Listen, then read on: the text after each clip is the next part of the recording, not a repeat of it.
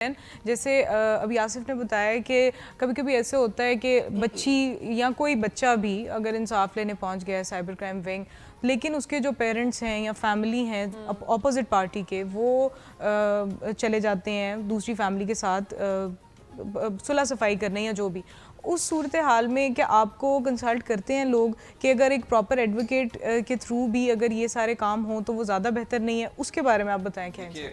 मैं एक वकील के होने के नाते अगर इस पे एक लीगल एक्सपर्ट एडवाइस दूं किसी को भी, तो मैं हमेशा लोगों को ये कहता हूं कि कभी भी ऐसे मामलों में जहां पे किसी की नाजेबा तस्वीरें शेयर कर दी गई हों, किसी का किसी के साथ ताल्लुक रहा हो, उसके बाद उसको ब्लैकमेल किया जाता रहा हो, उसके साथ उससे पैसे डिमांड किए जाते रहे हों, मैं हमेशा मना करता हूं कि कभी भी कॉम्प्रोमाइज़ ऐसे लोगों के साथ मत करें। क्योंकि मैंने जितने भी ऐसे केसेस देखे, मैं तो अपना एक बीइंग ए लॉयर जो एक एक्सपीरियंस है वो शेयर कर रहा हूँ। ऐसे केसेस में जो क्रिमिनल्स होते हैं दे आर रिपीट ऑफेंडर्स, वो अपना जुर्म बार बार रिपीट करते हैं।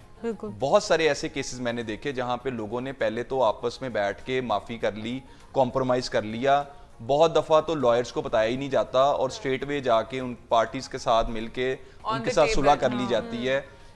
उसमें होता क्या है, उसमें सबसे बड़ा जो मसला आता है वो ये आता है कि जब वो जुर्म रिपीट होता है तो फिर आपके लिए उस जो हरासमेंट है उससे निकलना ज्यादा मुश्किल हो जाता है।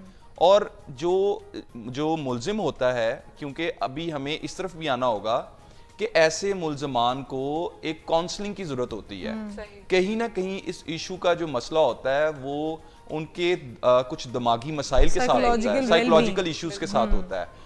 काउंसलिंग नहीं मिलती, फिर वो ये समझते हैं कि हमें जेल भेज दिया गया, हमारा कसूर कुछ नहीं था। फिर वो ये भी कहीं ना कहीं समझते हैं कि तस्वीरें शेयर करना कोई ऐसा बड़ा मसला नहीं है। फिर साइबर लॉस के हवाले से हमें ये देखना होगा कितने लोग हैं जिनको इसके बारे में अवेयरनेस नहीं है। फिर हमें ये भी देखना होगा क्या लोग इसको सीरियस भी लेते हैं, और क्या ये भी देखना होगा कि जो आम लॉस के बारे में हम सुनते हैं वो तो हम बचपन से सुनते आ रहे हैं, लेकिन जो एक बच्चा अभी स्कूल से बाहर कॉलेज की तरफ आ रहा है, क्या कभी उसको स्कूल में किसी ने साइबर लॉस के बारे में भी बताया? क्या उसको किसी ने ये बताया कि फोन का मिसयूज नहीं करना, किसी को ब्लैकमेल नहीं करना, किसी की तस्वीर शेयर नहीं करनी, तस्वीर शेयर करना भी जुर्म है? जब ये चीजों के बारे में लोगों को आइडिया ही नहीं होता और जब वो किसी को इस किस्म के मामला उनके साथ कर देते हैं, ऑल्दो मैं ये समझता हूं कि ये इस बारे में कोई ऐसा शख्स नहीं अपना डिफेंस पेश कर सकता कि मुझे ये पता नहीं था और वो अदालत में खड़ा हो गई ये कह दे जी ये मैंने इतना बड़ा जो क्राइम कर दिया है, मुझे इसके बारे में नॉलेज नहीं था। लेकिन यहाँ पे बुनियादी तौर पे मैं समझता हूँ जो लोग फौरी तौर पे कॉम्प्रोमाइज कर लेते हैं वो गलत करते हैं। देखें, पनिशमेंट का बुनियादी मकसद क्या है, पहले ये समझना होगा। जो सजाएं होती हैं वो किसी भी मुआशरे में डेटरेंस क्रिएट करती हैं। जब आप आके अपना केस एस्टेब्लिश नहीं करते और आप आके मुआशरे में उस शख्स को जो है एक जो दूसरे लोगों के लिए जो है वो नहीं बना देते एग्जाम्पल कि ऐसा करोगे तो ऐसा होगा, तो आप क्या करते हो, आप उस बंदे को एक कॉन्फिडेंस देते हो, आप उसको एक मौका भी देते हो कि वो ना सिर्फ आपके साथ दोबारा ये करे और किसी के साथ भी वो ये कर सकता है। तो बुनियादी तौर पे मैं कहूंगा जो कोई शख्स भी विक्टिम हो, अगर उसकी FIR हो चुकी है, उसको चाहिए ये कि वो अपने केस को till the decision of final decision of the case बिल्कुल कंटिन्यू करे। अच्छा, हम जहाँ इस केस की बात करें वहाँ पे आ जाती है ऑनलाइन शॉपिंग के बहुत सारे स्कैम्स होते हैं, क्रेडिट कार्ड्स के स्कैम्स आ जाते हैं।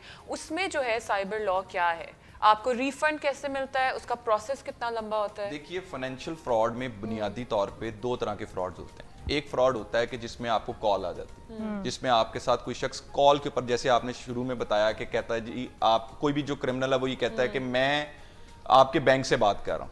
दूसरा क्राइम हो रहा होता है सोशल मीडिया के ऊपर, जहां पे आपको फेक साइट्स दिखाई जाती हैं, आप फेक साइट्स पे जाके ऑनलाइन शॉपिंग कर लेते हैं। ना आपको प्रोडक्ट मिलता है, और अगर मिलता है तो सब स्टैंडर्ड मिलता है, या फिर जो मिलता है जो आपने मंगवाया नहीं था वो आपको मिल जाता है।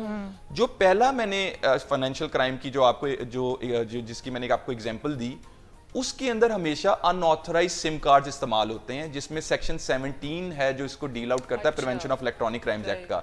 अनऑथराइज सिम कार्ड्स क्या होते हैं कि आपने एक सिम कार्ड कभी इशू ही नहीं करवाया, लेकिन आपके नाम का वो सिम चल रहा है, उसी से आपको कॉल आएगी, वही कॉल आप पिक करेंगे, उसी पे आप उसके साथ अपनी सारी इंफॉर्मेशन डिस्कस करेंगे। या वो आपको लालच देगा या वो आपको डराएगा। लालच क्या देगा, आपका इनाम निकल आया, डराएगा क्या कि जी आपका बच्चा अगवा हो चुका है या पुलिस ने अरेस्ट कर लिया। right. दो ही ऐसे फियर्स हैं जो या लालच का एक आपको कह दिया जाएगा, या फिर आपको जो है वो इस तरफ आपको कर दिया जाएगा कि जी आपके या तो हमने किसी को अगवा कर लिया फैमिली मेंबर को, या फिर ये आपको कह दिया जाएगा कि अगर आपने ये इन्फॉर्मेशन प्रोवाइड ना की तो आपका बैंक अकाउंट या आपके कोई भी जो है जो भी CNAC कुछ ब्लॉक भी कर देगा, मतलब hack हो व्हाट्सएवर जाएगा। जो भी डराने के लिए वो उसको आप जो इस्तेमाल कर सकते हैं जरिया। बिल्कुल बुनियादी तौर पे किसी भी ऐसे जो फ्रॉडस्टर्स होते हैं इनको ना कभी आप कोई अपनी इंफॉर्मेशन प्रोवाइड करें, ना इनसे अपने बैंक अकाउंट नंबर शेयर करें।